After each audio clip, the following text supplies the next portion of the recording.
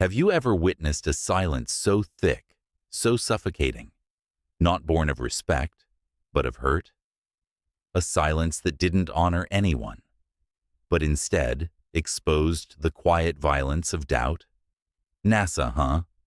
Got quite the imagination, Jaden. Mr. Denton said it with a smirk, half joking, half dismissing. It wasn't funny. The class laughed, not because it was a joke, but because something inside a 9-year-old boy just shattered, right there, in front of everyone. Just minutes before, Jaden Brooks, small in size but bursting with energy, had been sitting tall on the blue rug in classroom 3B at Prescott Elementary. It was Career Week, a day when kids stood up to share what their parents did for a living. Jaden pressed his lips together, raised his chin, and with quiet pride said, "My dad works at NASA." A pause, then a giggle, then glances. But it was Mr. Denton's soft laugh, the one that was supposed to encourage dreams, not mock them, that hit hardest. He didn't shout, he didn't scold, but his eyes, narrowing with doubt, and that tone dripping with sarcasm, those things pierced deeper than any loud word could. Jaden lowered his head, his fingers twisted tightly in his lap. The fire that had lit his eyes moments earlier, now dimmed into confusion and shame. But this story doesn't end in that classroom. It's a sharp cut into something bigger: expectation, bias, and the devastating weight, or absence, of belief. And you're about to witness how truth, if it's brave enough, can walk into a room and change everything. Jaden Brooks, 9 years old, smaller than most of his classmates, but with eyes that always sparkled, like he could see something bigger than the world the grown-ups imagined. He didn't talk much, but when he did, every word was honest. No exaggeration, no bragging. He lived by what his father taught him. Truth doesn't need to be shouted. It just needs to be held. And this week, Jaden was more excited than ever. Because Friday was Career Day, the day when parents came to school to talk about their jobs. Some of his classmates spoke about bakeries, auto shops, or being a police officer. But Jaden only needed to say one thing. "My dad works at NASA."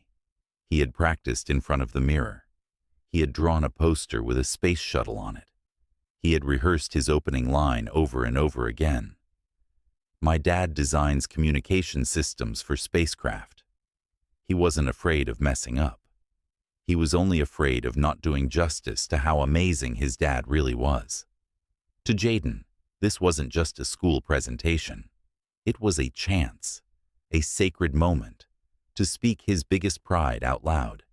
His father, wearing that shirt with the NASA logo, the man who helped build a bridge between Earth and the stars. But what Jaden didn't know was that his classroom wouldn't wait for his father to walk in before deciding whether to believe the truth. Friday, 9 a.m. Jaden Brooks sat upright on the classroom rug, his hands clutching a small piece of paper folded neatly into quarters. It was the note he'd prepared for 3 days straight. He waited for his turn, like a soldier waiting for a signal. When Mr. Denton smiled and said, "Jaden, would you like to share with us?" Jaden lifted his head. "My dad works at NASA." A brief silence. Not the kind filled with admiration, but the kind right before a wave of laughter crashes in. A boy in the back giggled. A girl nudged her friend and whispered, "Does he think his dad flies rockets?" Jaden kept his face calm, holding on to his father's words. Truth doesn't need applause. But then, that voice came. The one Jaden thought would protect him. "NASA, huh?" Mr. Denton let out a soft chuckle, holding his gradebook, eyes narrowing. "Jaden, you've got quite the imagination." The class burst into laughter. Not everyone meant to be cruel, but the laughter spread like ink in water. Slow, and swallowing. Jaden lowered his head. He didn't look at anyone. He didn't say another word. The 9-year-old boy didn't cry. He just sat there, pressing the edge of the paper so tightly in his hands, like if he held on long enough, it might stop the tears from falling. And in that moment, a child had the most important thing taken from him by the adult world, his faith in the truth. Recess came. Children burst onto the playground like a flock of birds set free after a long, restless morning. But not Jaden. He remained where he was, sitting in the now empty classroom, hands tightly woven together, eyes fixed on the floor, as if it had just swallowed all the joy he had left. By lunchtime, his tray sat untouched. The sandwich had gone cold. The milk carton remained sealed. Everything around him seemed frozen, just like what was happening inside him. He wasn't hungry. He just felt empty. Every laugh echoing from the playground, every pair of feet running past the hallway, seemed to bring back that same mocking voice. Been proud of his father. NASA, huh? His hero. A man without a cape, yet somehow capable of communicating with spacecraft millions of kilometers away from Earth. The same man who once told him, "You don't need anyone to believe you, as long as you know it's true." But now, that truth was beginning to tremble. Not because his father was wrong, but because the world had just shown him something cruel. That sometimes, truth isn't enough when people choose to laugh instead of listen. Jaden didn't cry, but his eyes, the way they stopped searching for approval, said everything. That little boy wasn't wounded by fists. He was wounded by a sentence, by a look, by the thin, dismissive smile of someone he once believed would stand on his side. 3 days before career week. Jaden sat in the garage, legs swinging from an old wooden stool. In front of him, a box of crayons, a few sheets of paper, and the glowing eyes of a little boy dreaming big. He carefully drew every line. A man in a suit with a NASA badge on his chest. One hand held the Earth. The other lifted a satellite, beaming signals into space. At the bottom, Jaden wrote in wobbly, slanted letters, "My dad works for NASA. He is the one who keeps us connected to the universe." His father, Dr. Kelvin Brooks, stepped in, wiping his hands on a grease-stained rag. He leaned down to look at the drawing and smiled. "You drew me like a giant?" he teased. Jaden giggled. "'Cause you're strong. Look, you're holding the whole planet." Kelvin sat beside him, but his eyes grew more serious. "Jaden," he said softly, "when you share this at school, some kids might not believe you. Some might even laugh." Jaden hesitated. "So, should I still tell them?" Kelvin reached out, gently ruffling his son's hair. "Absolutely. Truth doesn't need a round of applause. It just needs to be said, and you've got to be brave enough to say it." Jaden nodded, his little face filled with resolve. At that moment, nothing could shake the pride rising in his chest. Career Week wasn't just a class presentation to him. It was the day he would tell the world about his great father. Not with science, but with heart. That recess, Jaden stayed inside. The classroom was empty now. Laughter and the pounding of sneakers echoed from the playground outside. But for the 9-year-old boy sitting alone on the rug, every sound felt muted, drowned out by just one thing, the mocking laugh of the teacher he used to trust. He opened his backpack and pulled out the drawing he'd made 3 days ago. His father, the Earth, the satellite, every line drawn with pride. He stared at it for a long time, and then he tore it, not out of anger, but because he didn't know what to do with a pride that had just been dismissed. The pieces fluttered to the floor like fragments of a dream someone had stepped on. Jaden shoved what was left deep into the bottom of his backpack, as if trying to bury something shameful. He didn't tell anyone. Not Mila, not Gwen. He just sat there, eyes no longer sparkling, just an empty stare, pointed at the classroom rug. His small sneakers touched lightly together, silent. He didn't want lunch. He didn't want to go outside. Gone was the boy who had bounced with excitement that very morning. And all because of a single sentence. A skeptical smile from an adult. Someone who was supposed to teach him to believe in what's right. And for a child growing up anchored in truth, the most painful part wasn't the laughter. It was the first time he started to question his own belief in it. At exactly 2:45 p.m., the classroom air felt heavy. Career week was nearing its end. Mr. Denton, clipboard in hand, was about to call the next parent when the classroom door opened. No one entered right away. There was a pause. Then, a figure stepped in, standing tall, the afternoon light gently streaming through the glass behind him. Dr. Kelvin Brooks, navy blue suit, crisp white shirt, and just beneath the breast pocket, a shimmering NASA ID badge. The entire classroom fell silent. No one said a word. Mr. Denton, standing closest to the door, froze. The clipboard in his hand suddenly seemed impossibly heavy. His eyes widened, his mouth parted, unsure of what to say now that truth had walked in. Jaden sat up straight. He couldn't believe it. But his father was there, just like he promised. Not just showing up, but arriving as living proof. No explanations needed. Dr. Brooks stepped slowly into the room. His eyes scanned the classroom, then stopped exactly where they needed to, on his son. "Hello," he said, calm and clear. "I'm Dr. Brooks. I designed no gasps, only silence. The kind that follows when truth walks in and tears a hole through an old lie. And in that moment, truth began to reclaim its place, not with arguments, but with the presence of a father, arriving right on time. Dr. Brooks didn't need a slideshow. No flashy props, no need to prove anything. All he had to do was stand there, in a room once thick with doubt, and it was enough. He offered a small smile to a few students. One raised their hand. "Have you ever been to space?"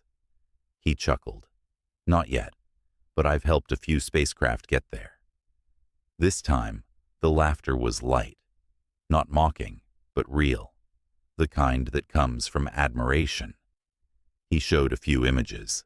The communication system between Earth and the Mars Relay Orbiter, technical diagrams, a photo of himself in the control room, surrounded by hundreds of monitors. And behind him, a large sign that read, Jet Propulsion Laboratory, NASA. The entire class was wide-eyed, and Jaden sat quietly, clutching the strap of his backpack, his eyes wide, never leaving his father. Just as Mr. Denton started to offer a fumbling compliment, "Doctor." Brooks turned toward the class and spoke, not pointing at anyone, but everyone knew exactly who he meant. "I heard someone say working at NASA isn't realistic." He paused, tilted his head just slightly. Maybe people define realistic differently. There was no applause, just silence. The kind of silence that makes false power retreat. Mr. Denton dipped his head, and Jaden sat up a little taller. No shouting was needed, because when truth is strong enough, it doesn't have to raise its voice. Its presence alone makes every lie step back. Kelvin Brooks didn't need to say anything more. He simply looked around the room, not angry, not accusing, just carrying something heavier than judgment, a quiet kind of disappointment that sat like stone. Then, just before stepping away from the front of the class, he paused once more. His voice was low, but clear. "I hope your students are always listened to, especially the ones brave enough to dream big. He didn't name anyone. He didn't bring up what had happened. But everyone knew. Every word was meant for Jaden, and for the person who had made him fall silent. Dr. Brooks nodded to the class, then turned and walked toward the door. There was no applause. No one spoke. But every eye, every child, every adult, was now turned to one person, Jaden Brooks. No more mocking laughs.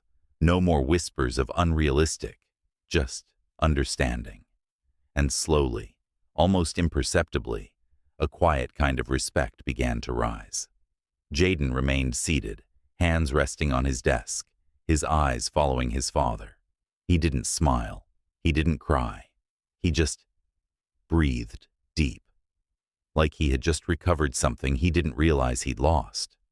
In that room, truth didn't need to fight back. It didn't need to argue. It didn't need to scream to be heard. Because once it walked in, everything else fell silent. The classroom had mostly emptied. The last light of day streamed through the window, casting quiet gold across the tiled floor. Jaden still sat at his desk in the back. His backpack was zipped, hands rested neatly on his lap. No rush, no fidgeting, just stillness, as if he were waiting for something. Then came the soft sound of footsteps. Mr. Denton. The teacher no longer wore his easy smile, no cheerful tone like earlier in the day. He stopped beside Jaden, one hand in his pocket, the other gripping a now pointless clipboard. Jaden. His voice was quiet, hoarse, heavy with discomfort. I'm sorry. I was wrong. Jaden looked up. There were no tears in his eyes, no anger, just a long pause, the kind of silence that leaves grown-ups unsure whether to stay or walk away. Then, in a whisper barely above a breath, Jaden replied, "But you laughed." No sharpness, no blame, but those 3 words hit harder than any rebuke ever could, because they reminded him that even something as small as a smirk can splinter the pride of a child. Mr. Denton swallowed hard. He gave a small nod, like a man quietly relearning a lesson in respect he'd long forgotten. Jaden stood, slung his backpack over one shoulder. Then, turning back, not to win, but to close the chapter, he said, "It wasn't imagination. That's my dad." And he walked out of the classroom, head held high, needing nothing more. The next morning, the sky was clear and the sun was soft. The Prescott Elementary playground buzzed like any other day. But for Jaden, this wasn't the day after everything happened.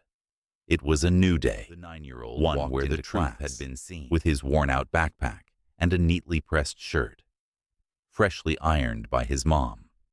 He didn't need to explain. He didn't need to retell anything, because everything that needed to be said had already been spoken by his father's presence. As soon as Jaden set his bag down, 3 or 4 classmates turned to him. "Hey, Jaden, your dad's really with NASA. Has he ever met an astronaut? Is NASA like the movies? Are there robots?" Jaden looked at them, not rushing, not nervous. He simply smiled. "Yeah, my dad helps spacecraft call home from Mars." No one laughed. No one doubted. And then, as if something invisible had been unlocked, questions started pouring in, not out of disbelief, but out of genuine awe. Mila whispered, "I knew you were telling the truth yesterday." Jaden nodded, but he didn't say more. No boasting, no getting even, because he understood now. Truth doesn't need to shout. It just needs to be lived. He walked out onto the playground, sunlight brushing his cheek, gentle as quiet pride. He didn't need anyone's permission, because Jaden had been seen. Some truths don't need microphones. They don't need stages, and they certainly don't need applause. They only need one person, brave enough to say them out loud. Jaden Brooks was 9 years old. He wasn't a speaker. He didn't argue. He didn't preach. He simply said, "My dad works at NASA." And for that, he was laughed at, dismissed, told he was imagining things. Because in someone's eyes, a little black boy couldn't possibly have a father who was a space engineer. But truth doesn't ask for permission. It only needs someone bold enough to carry it. When Dr. Kelvin Brooks walked into that classroom, he didn't come to prove anything to his son. He came to remind the world that extraordinary things can come from places you refuse to look. And when a child is believed, when they're seen, when they're protected by the truth they carry, prejudice starts to tremble. Because maybe the ones who change the world aren't the loudest voices, but the children who dare to believe in what's right, even when grown-ups don't believe in them. If you've ever been doubted, ever told your dreams were unrealistic, remember this: their limits are not your destiny. And one day, when you're faced with the choice to believe in a child or look away, choose to believe, because you just might change their whole world.